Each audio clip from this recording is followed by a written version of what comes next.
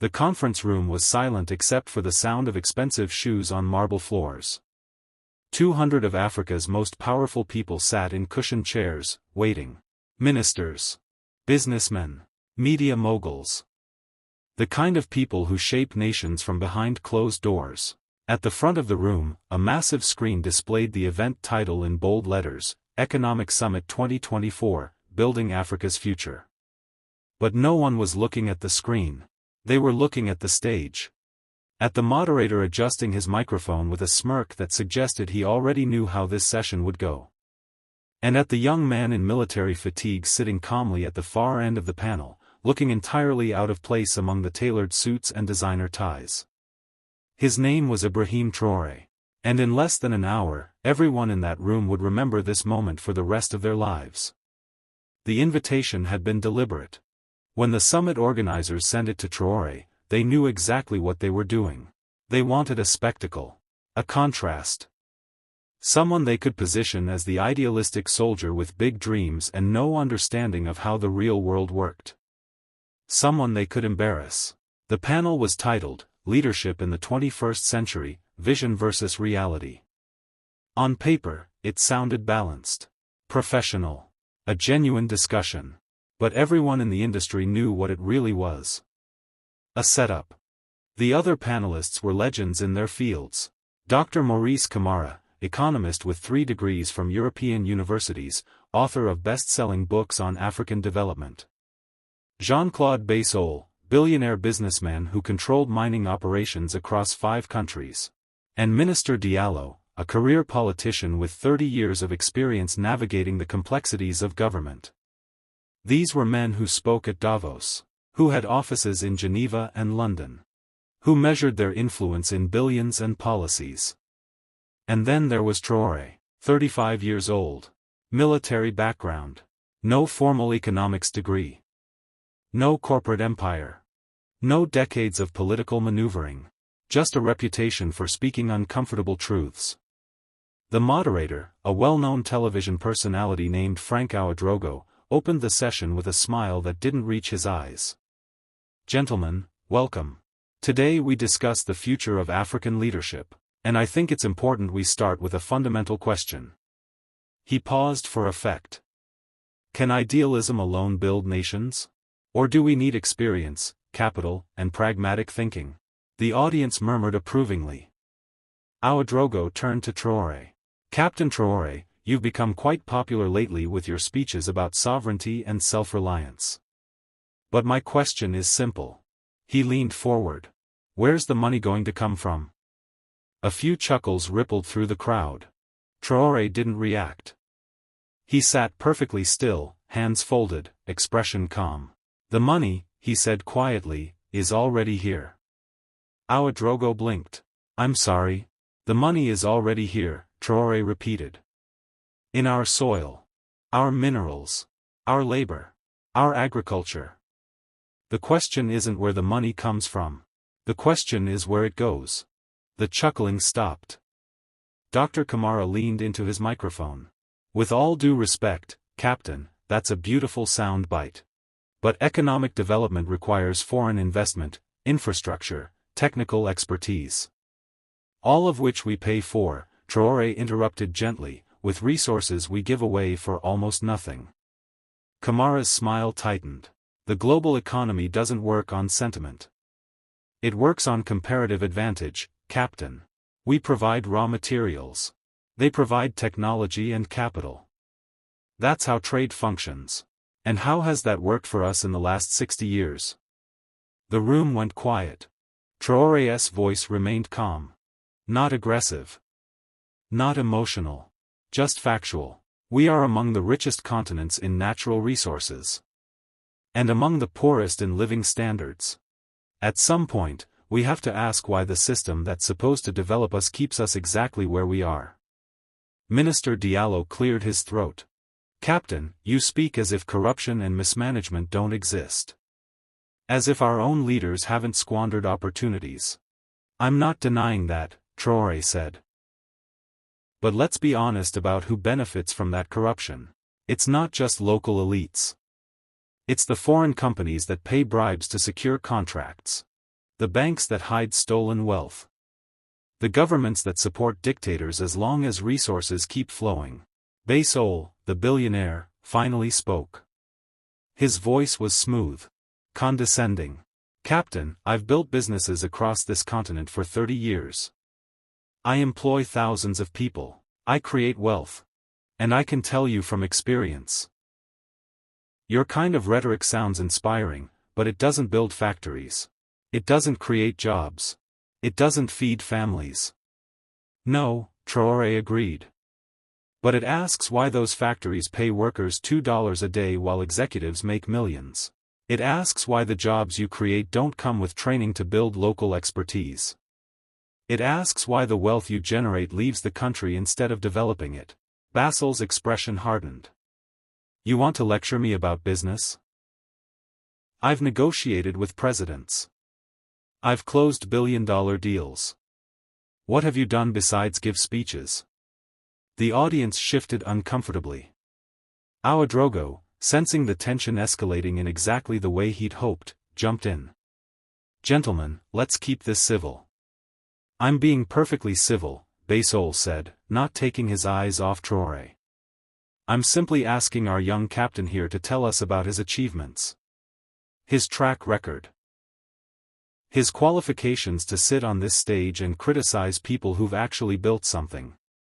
The room was absolutely silent now. Every camera was recording. Every journalist was scribbling notes. This was the moment they'd come for. Traoré looked at Baysol for a long moment. Then he smiled. Not a smirk. Not arrogance. Just a small, knowing smile. You're right, he said quietly.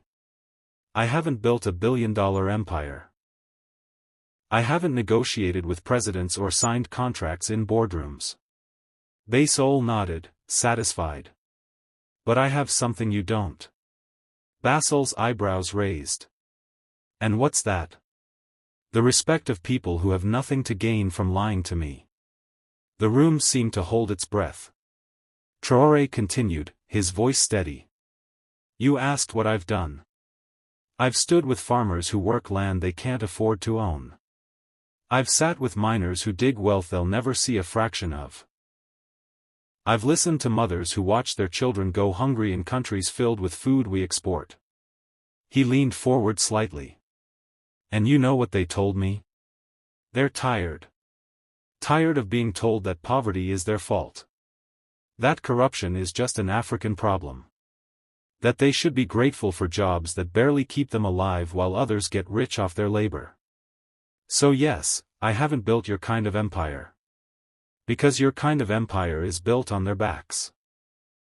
The silence was deafening. Basil's face had gone from condescending to furious. How dare you?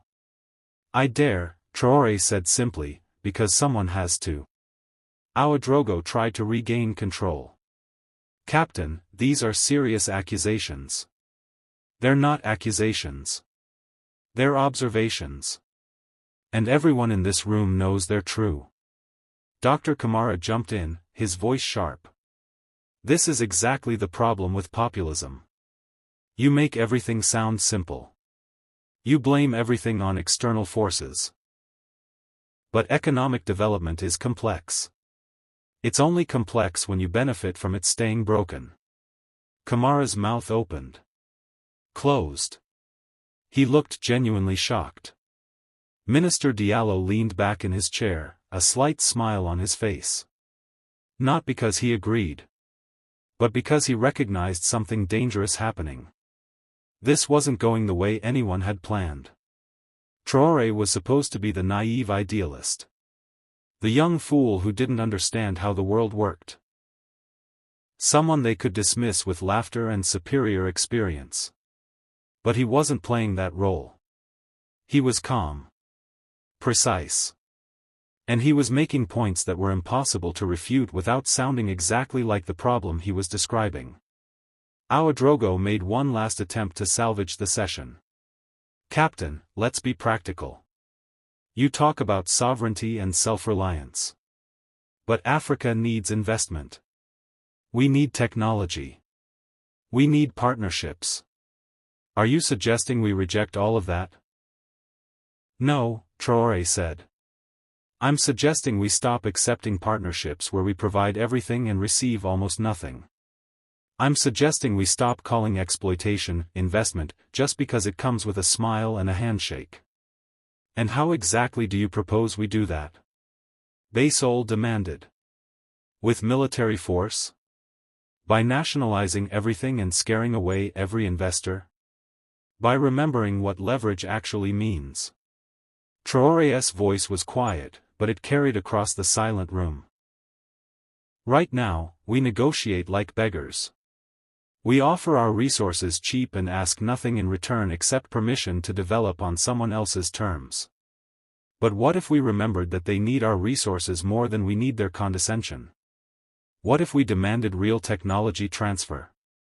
Real training programs? Real infrastructure that stays in our countries? What if we stopped competing with each other to offer the lowest prices and started coordinating to get fair value? That's economic fantasy, Dr. Kamara scoffed. You can't just restructure global trade. China did. 3 words. They landed like a bomb. China was called backwards. Poor. Dependent. And in 1 generation, they restructured their entire relationship with the global economy. Not through begging. Through strategy. Through understanding their value and refusing to accept less than it's worth. Minister Diallo finally spoke again, his voice careful. Captain, China is a nuclear power with 1 billion people.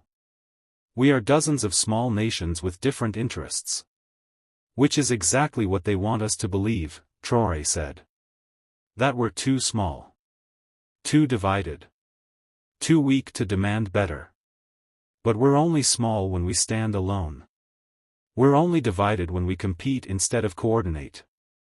We're only weak when we accept that weakness as inevitable. He looked directly at the camera. Our grandparents fought for independence. They were told it was impossible. That Africa wasn't ready. That we needed guidance and protection and patience. And they rejected that. They said no, we are ready. We will govern ourselves. All I'm saying is maybe it's time we applied that same spirit to our economy. The room was completely still. Nobody was laughing anymore. Baysol tried one more time, his voice tight with anger. This is all very inspiring, Captain. But inspiration doesn't pay debts. It doesn't build roads. It doesn't. No, Traoré interrupted quietly. But our resources do. Our labor does. Our potential does. The only question is whether we'll keep giving all of that away and calling it progress. The session ended 15 minutes later. Not because of time constraints. But because Ouedraogo, visibly flustered, decided they'd covered enough ground for meaningful reflection. As the panelists stood to leave, Traoré remained seated for a moment. He wasn't smiling. Wasn't celebrating. He simply gathered his notes and walked off the stage. But as he moved toward the exit, something unexpected happened. A young woman, a journalist, stood up from the audience. Then another. Then 10 more. Then 50. Then the entire back half of the room. They didn't applaud. They didn't cheer. They just stood. In silence. A standing ovation that wasn't celebration but solidarity. Traoré paused, surprised. He nodded once. Respectfully. And walked out. The video went viral within 3 hours.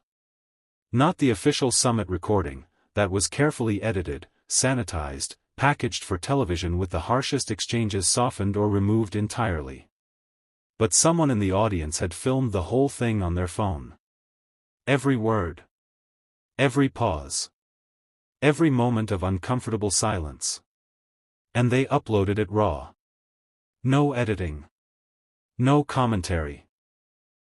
Just 37 minutes of a young military captain systematically dismantling the arguments of men 3 times his age with nothing but calm logic and uncomfortable truths. By midnight, it had 2 million views. By morning, 15 million. By the end of the week, it was being discussed in universities, boardrooms, and government offices across 3 continents. The title that accompanied most shares was simple. They tried to humiliate him. Watch what happened instead. In a luxury hotel suite overlooking the capital, Jean-Claude Bassol sat in expensive silence. His phone wouldn't stop ringing. Investors. Partners. Board members. All asking the same question. What the hell happened at that summit? Bassol had built his empire on reputation. On being the man who understood how things worked. The pragmatic businessman who could navigate any room, close any deal, outmaneuver any opponent. He was supposed to be untouchable. But now, his inbox was flooded with messages. Some supportive. Many not. One email, from a European mining executive he'd worked with for a decade, was particularly blunt. Jean-Claude, I watched the video. I have to ask, is he right? Are we really paying you to extract resources at prices that low? Because if a military captain can figure that out, our shareholders will too. We need to talk. Bassol deleted the email. Then stared at his phone, realizing he couldn't delete what was happening. The video had done something he hadn't anticipated. It had made people ask questions. Not about Traoré. About him. About the system he represented. About whether the deals he'd spent 30 years perfecting were actually as beneficial as he'd always claimed.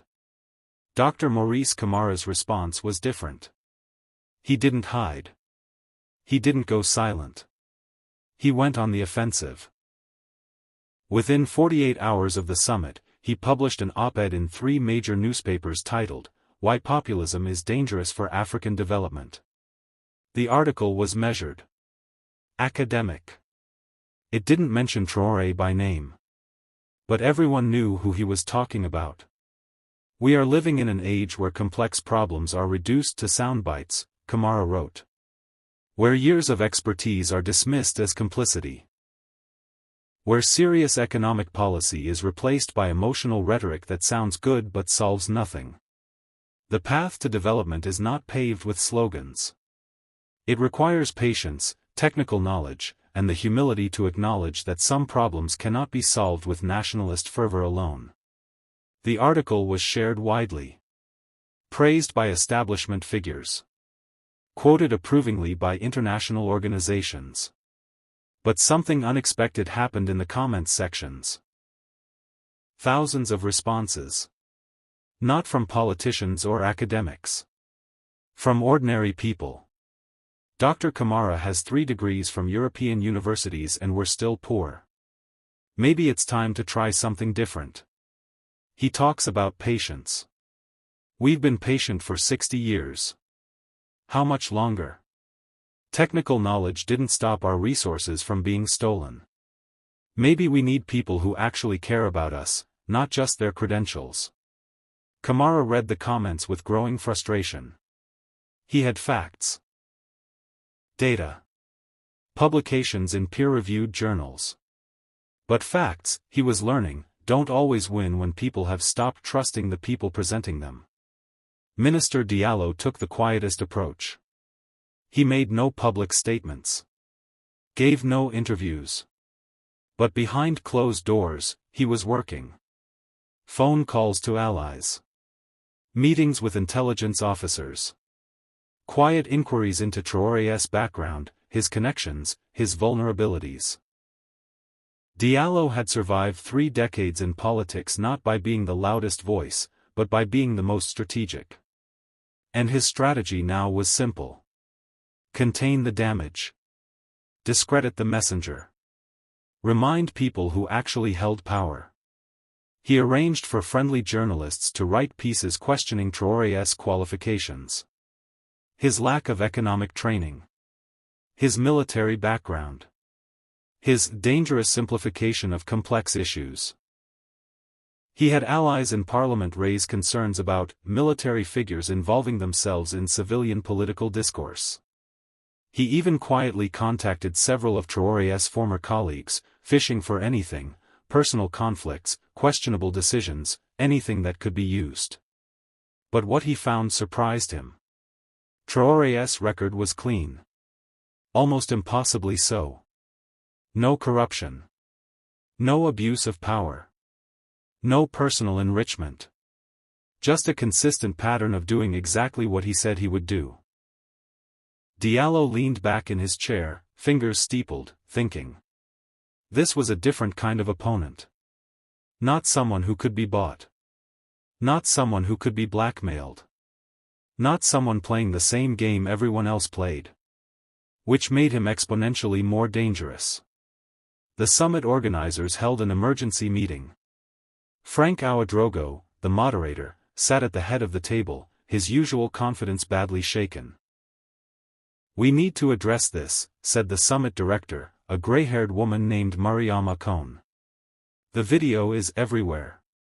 We're getting questions from sponsors. From media. From government officials. What do you want me to do?" Ouedraogo asked. "Apologize for hosting a debate?" "You set him up," one of the other organizers said bluntly. "Everyone knows it. You invited him specifically to make him look foolish, and it backfired spectacularly." "He was supposed to be unprepared," Ouedraogo said defensively. "Young. Inexperienced. Easy to corner with real questions." "He was prepared," Mariama said quietly. "More prepared than any of us expected. And instead of looking foolish, he made everyone else look compromised." She pulled up the video on her tablet. "Look at this moment. Right here. When Basol asks what he's achieved." They watched the exchange again. "He doesn't get defensive," Mariama continued. "He doesn't list credentials. He reframes the entire question. Makes it about values instead of resumes. And in doing so, he makes Basel's wealth look like evidence of the problem, not the solution. That's not luck. That's strategy." Ouedraogo stared at the screen. "So what do we do?" "We learn," Mariama said. "We learn that the old playbook doesn't work anymore. We learn that trying to humiliate someone in public can backfire when that person refuses to be humiliated. And we learn that maybe, just maybe, we've been asking the wrong questions for a very long time. But the real impact wasn't happening in boardrooms or political offices. It was happening in places the panelists never saw. In a university common room, students gathered around a laptop, watching the video for the third time. "Play that part again," one of them said. "Where he talks about leverage." They rewound. By remembering what leverage actually means. The student paused the video. "He's right, you know. We spend all our time in economics classes learning how to negotiate within their system. But we never question whether the system itself is designed to keep us losing." Another student nodded slowly. "My professor told us yesterday that Traoré is dangerous. That his ideas are naive." Of course he did. Because if we start believing we deserve better, we stop accepting what they're giving us. And that threatens everyone who benefits from things staying exactly as they are. In a mining town 300 kilometers from the capital, workers gathered after their shift. Someone had downloaded the video onto a tablet. They watched in silence. When it finished, one of the older miners spoke. "I've been doing this work for 26 years. My father did it before me. And we're still poor. Still living in company housing. Still sending our kids to schools that barely function. But the company reports record profits every quarter." He looked at the younger workers. "That man on the screen? He's saying what we've all known but been too afraid to say out loud. That this system isn't broken. It's working exactly as designed. Just not for us. Another miner spoke up. So what do we do? The older man thought for a moment. We stop accepting it as normal. Meanwhile, Traoré himself had disappeared from public view. No interviews. No follow-up statements. No social media posts capitalizing on his viral moment. He simply returned to his work. But requests started flooding in.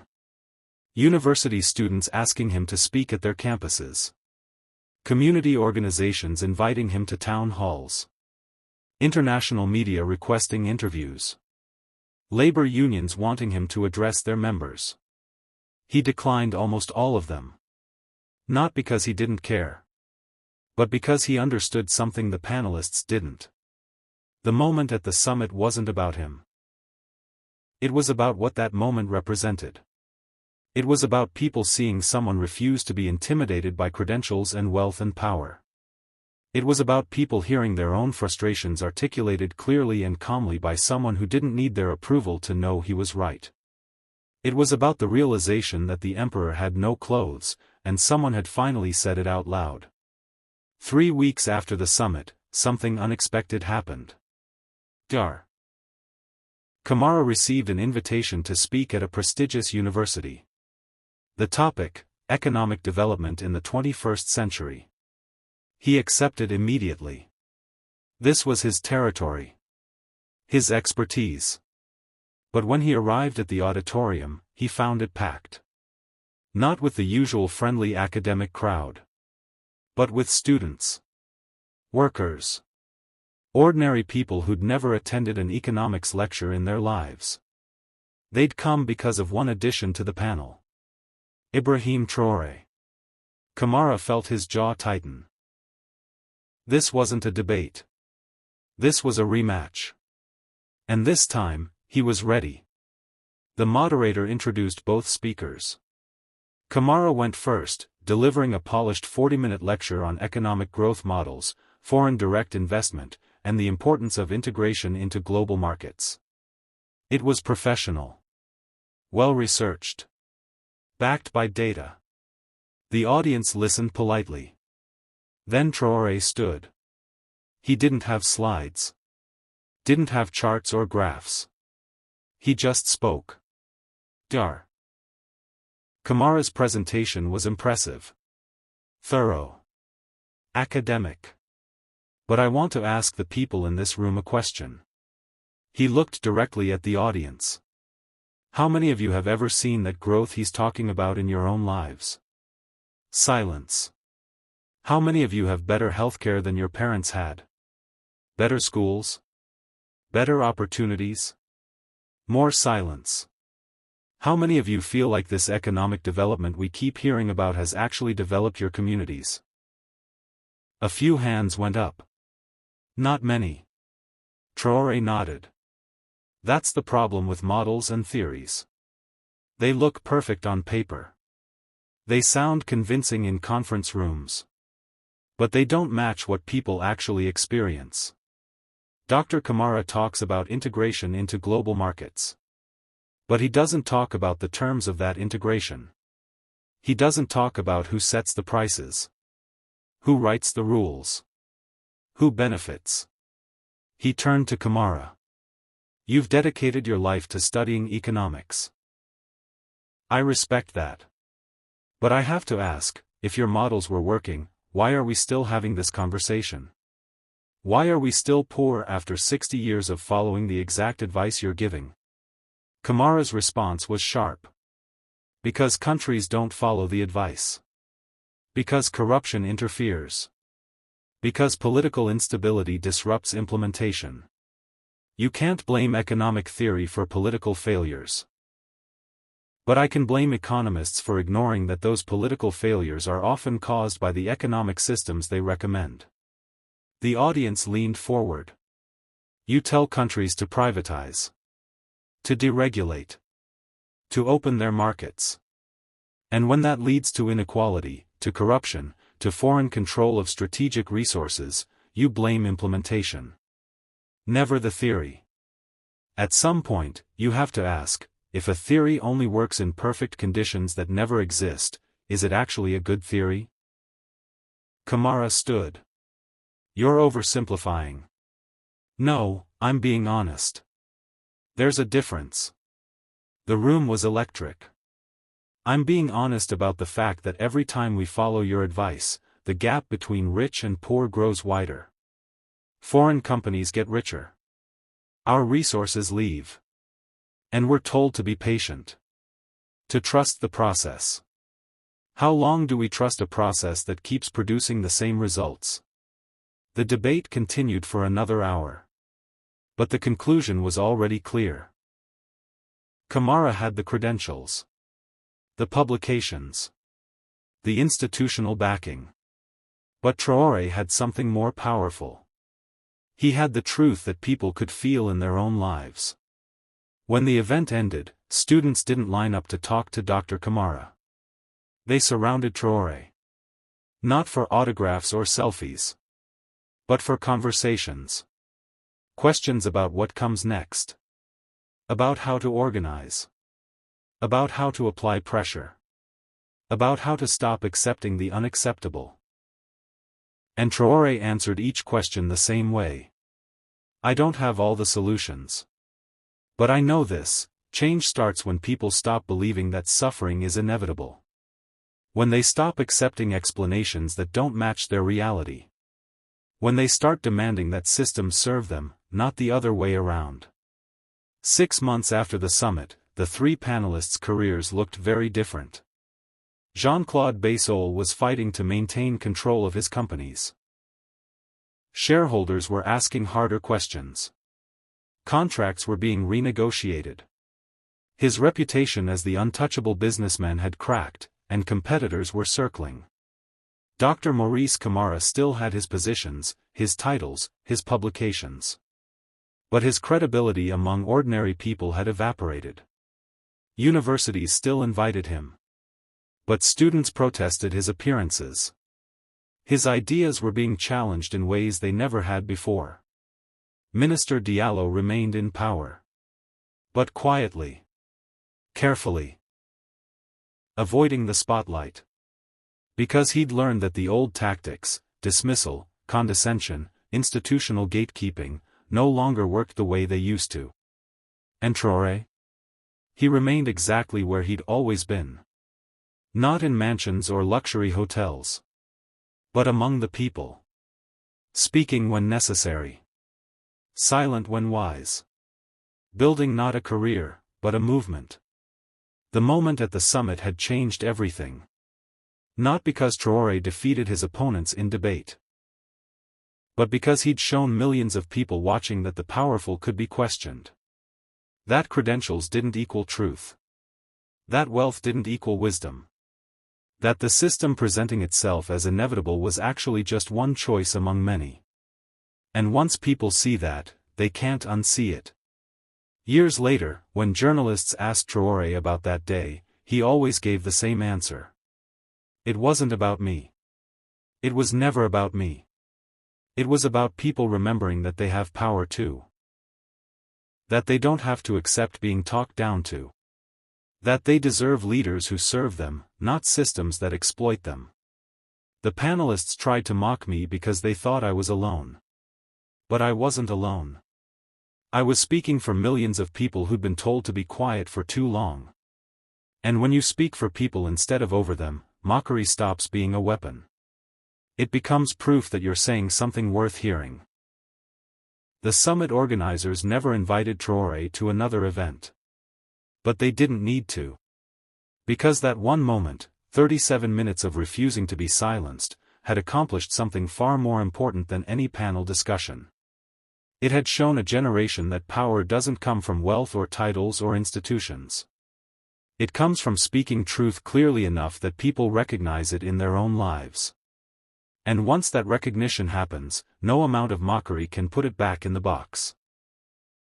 Power doesn't fall from loud confrontations. It falls when ordinary people stop believing the extraordinary lies they've been told. And sometimes, all it takes is one person brave enough to say what everyone already knows.